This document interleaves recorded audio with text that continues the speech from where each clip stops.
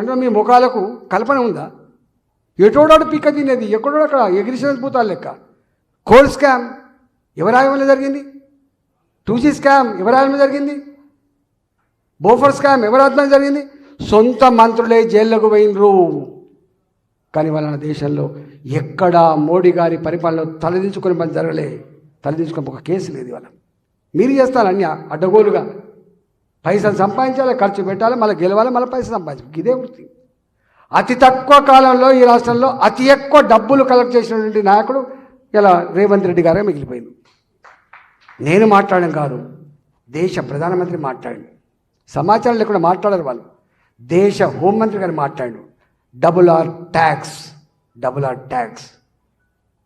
దానికి తప్పకుండా మూల్యం చెల్లించక తప్పదని కూడా హెచ్చరిక చేసింది వాళ్ళు. తప్పులు చేస్తారు, జైల్లో పెట్టగానే ఏ దేశంలో వాడుకుంటాడు. ఎవడు వాడుకుంటాడు? ఎవడు చేయమని చెప్పాడు? నీకు అధికారం ఇచ్చింది డబ్బు సంపాదించడం కోసమా? అధికారం ఇచ్చింది సేవ చేయడానికి. కడుపు కట్టుకొని నోరు కట్టుకొని అంటున్నావు కదా, ఎందుకు దాన్ని అమలు చేయలేకపోతున్నాడు?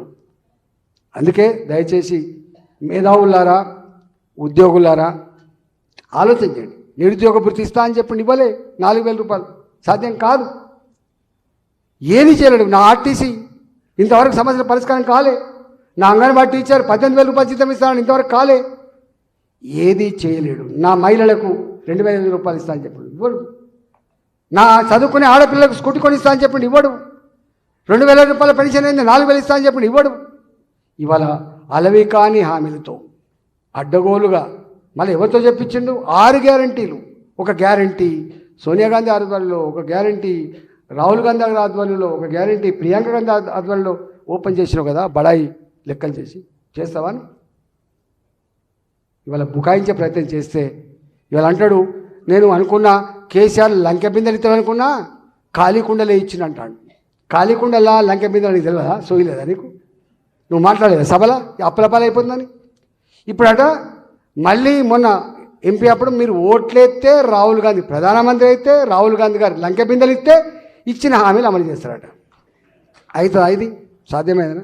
ఇక కాదని అర్థమైపోయింది. కాబట్టి అసెంబ్లీలో వైట్ పేపర్ పెట్టినాడే అర్థమైపోయింది వీళ్ళ డొల్లతనమైందో, వీళ్ళ ఇన్ఎఫిషియన్సీ ఏందో అర్థమైపోయింది. కాబట్టి వాళ్ళ గురించి ఎక్కువ మాట్లాడితే నాలంటే కూడా మంచిగా అనిపించింది. కాబట్టి నేను మీ అందరికీ విజ్ఞప్తి చేస్తున్నా, ఆలోచన చేయండి. మంచి ఏందో చెడేందో, మనవాడెవడో మందివాడెవడో, ఏది చేస్తే దేశం ముందుకు పోతుందో ఆలోచన చేయండి తప్ప ఇవాళ తాత్కాలికమైన దానికోసం మనం ఆగం కావద్దని చెప్పి విజ్ఞప్తి చేస్తున్నాం.